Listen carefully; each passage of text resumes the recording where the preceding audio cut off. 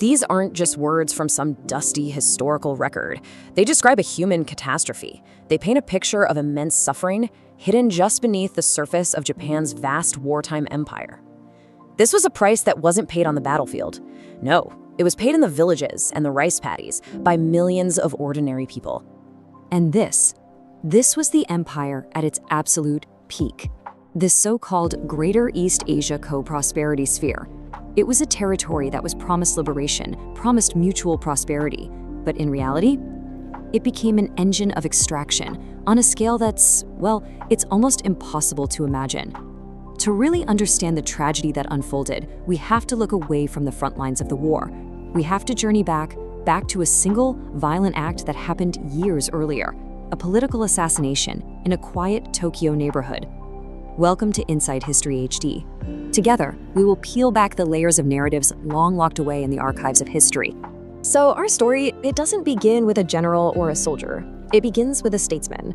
He was a brilliant, worldly man and an increasingly isolated voice of reason in the militarized world of 1930s Japan. His name was Takahashi Korekiyo. Now, Takahashi was a big deal. Richard J. Smithhurst, in his biography From Foot Soldier to Finance Minister, tells us he was known as Japan's Keynes, and for good reason. Think about it. While the rest of the world was floundering in the Great Depression, Takahashi single-handedly pulled Japan's economy out of it. He did it with some really forward-thinking policies, like devaluing the currency and financing public works. The man was, without a doubt, a financial genius. And tragically, that genius is what would ultimately cost him his life. And this is where you see the collision course. The conflict was, well, it was completely irreconcilable. You see, Takahashi looked at the economic recovery and thought, okay, great, now let's stabilize things. Let's build on this. But the military? They saw that same recovery as a war chest, just waiting to be spent.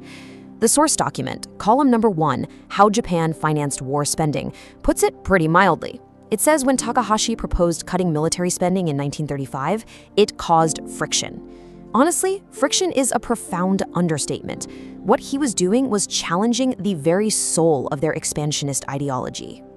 And so, on a snowy morning, February 26, 1936, it happened. Young officers from the Imperial Japanese Army stormed his home. They assassinated the 81-year-old finance minister. And just like that, with his death, the last real brake on military spending was gone. The single most important voice of reason had been silenced. And the war machine, well, it now had an open checkbook.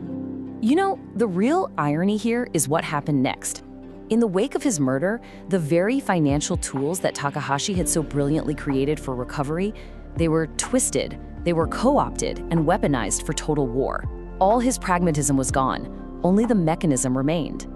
This transformation of Japan's economy basically happened in 4 steps. First, the Special Account Act. Think of it as a shadow budget for the military operating completely outside of normal political oversight. Second, the Bank of Japan started directly underwriting government debt. What does that mean? Well, in essence, they were just printing money for the war.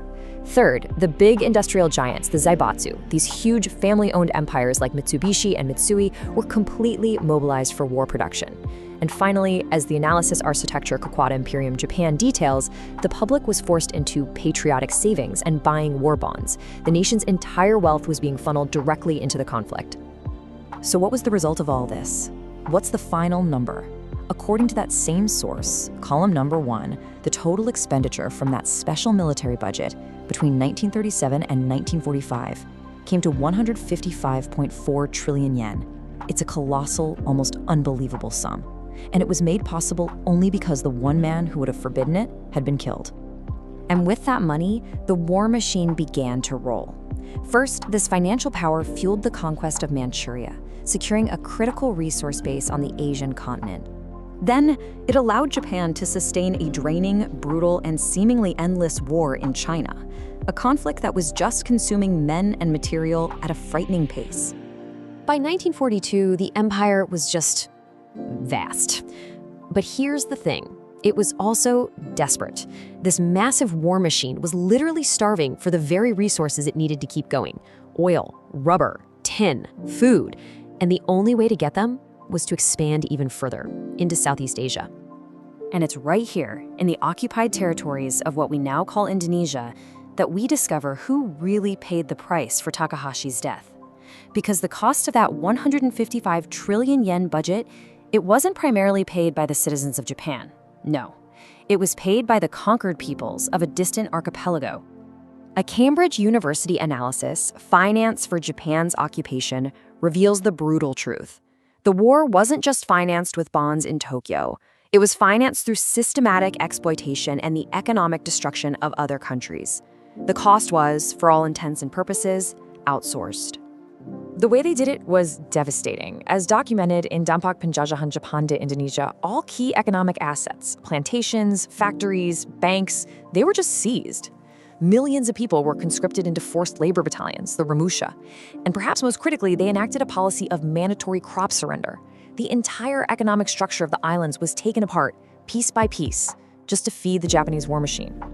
And that same source, Dampak Penjajahan Jepang di Indonesia, it actually puts a number on this burden. In Java, peasant farmers were forced to surrender 30% of their rice harvest to the government. And that was on top of other seizures, and for a price that the occupiers just made up. Let's be clear, this was not a tax. This was a direct transfer of food from a farmer's family to a soldier's plate. And this is the aha moment. The terrible direct connection across the ocean. That 155 trillion yen budget being printed in Tokyo, it was directly subsidized by that 30% of rice being taken from a farmer in Java.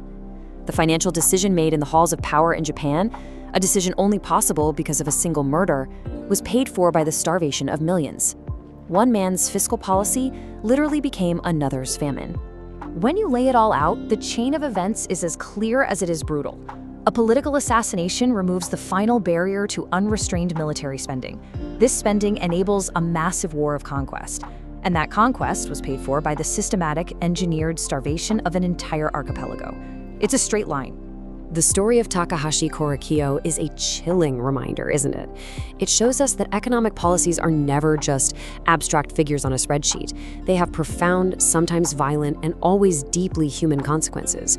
It's a story that demonstrates how a nation's decision to just push aside voices of moderation, all in favor of ideological fervor, can unleash a disaster on a scale that's almost impossible to comprehend. And that leads to a question that really lingers long after the story is over. It's a question not just for the past, but for any nation at any time that finds itself weighing the price of ambition against the cost of restraint.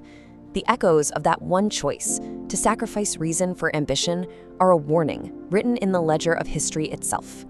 If this journey has offered you a new perspective, support our exploration by subscribing to Insight History HD. Thank you for listening, and I will see you in the next narrative.